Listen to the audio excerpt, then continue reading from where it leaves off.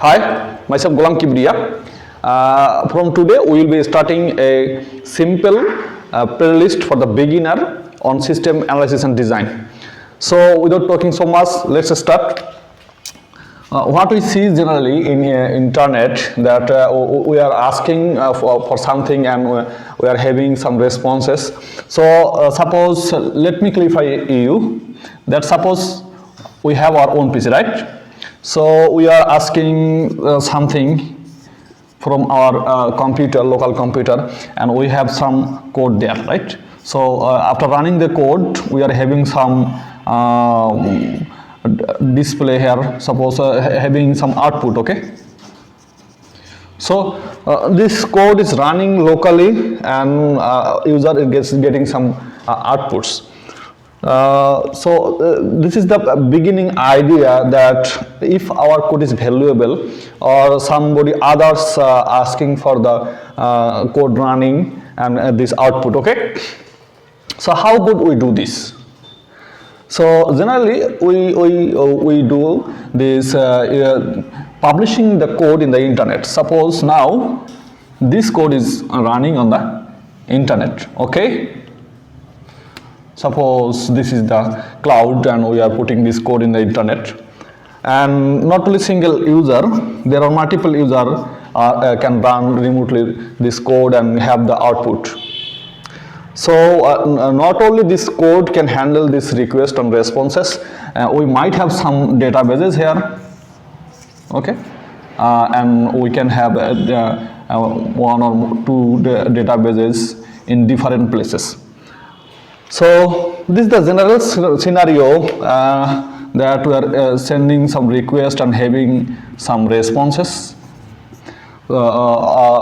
This is called server and this is called database and this is the user. Okay, so this code is running on the server right now. So not only the exact desktop is running remotely, someone buy for us. This can be a processor or a storage gathering together and doing our task. Okay. So this is the simple general idea. So what is the next thing? Suppose we now we have two users here, and if we increase our number of users, suppose 1 to 1 million, then how can our single desktop or whatever processor you call can handle this request standalone, okay? So for this, we have two ideas here. To handle millions of users, or you can say generally thousands of users. So the thing we can do, we can buy a bigger machine, okay? Buy a bigger machine, or another thing we can do, we can buy more machine, okay? We can buy more machines. So if we have a bigger machine, it can process several thousands of users, and if we buy more machine, these also can increase our user activities and performance. So in computer, in system design, it's called vertical. So I should write here so you can see this: vertical scaling,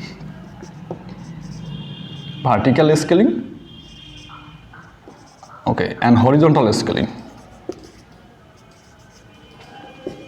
This means, suppose we have a PC here, we can vertically make it bigger, or if we have a single computer here, we can buy a few more in horizontally. So we can increase our processing power, or either in vertically or in horizontally. So let's see some pros and cons between two systems, and what exactly does this vertical scaling and horizontal scaling means. So vertical scaling and another one is horizontal scaling. Okay, horizontal scaling. So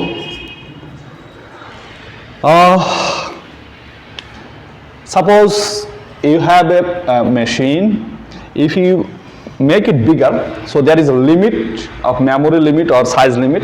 But in case in vertical, horizontal, you can make it not infinite.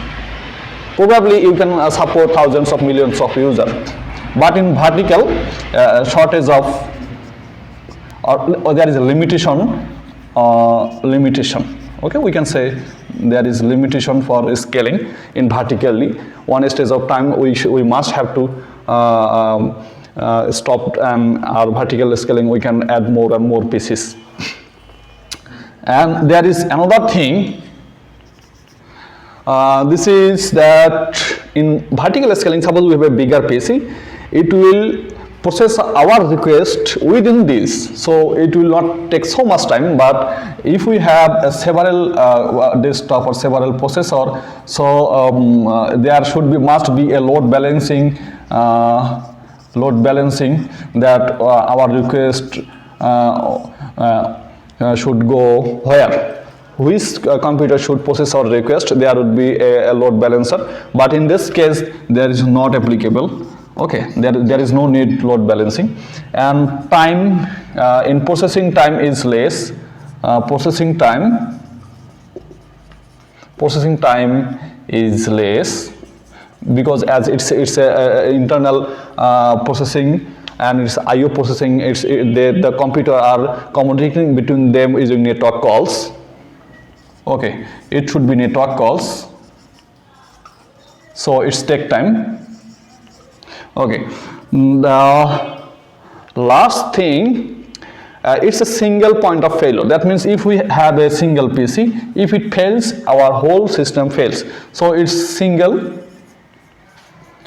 point of failure. Okay, but here in this case, if our one PC fails, not applicable, we can say the two PC or the other two PCs or other two server can help us to resolve this confliction. That means we can say it is resilient.